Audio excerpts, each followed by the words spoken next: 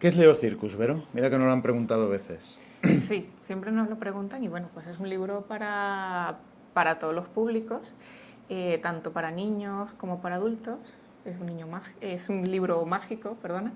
Y bueno, escrito por Joe Álamo, por Roberto Malo y ilustrado por Verónica Leonetti.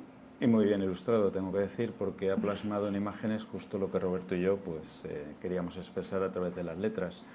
Leo Circus recuerda o tiene el sabor de los cuentos clásicos, por lo que nos lo han comentado muchas veces. Se puede decir que bebe en Grimm, en Andersen, y sin embargo no se parece a ninguno de esos relatos, a ninguna de esas historias. Es algo distinto, aunque tenga ese sabor clásico, y en ese sentido la verdad es que nos alegró mucho.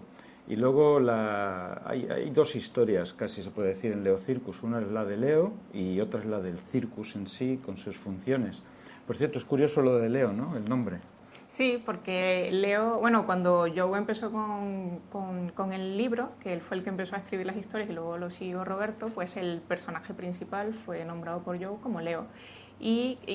Casualmente es el nombre de mi hijo, y sin que él lo supiera, pues así ya Leo se convirtió en el protagonista y además el modelo del personaje principal del libro. Sí, porque en la portada sale tu hijo.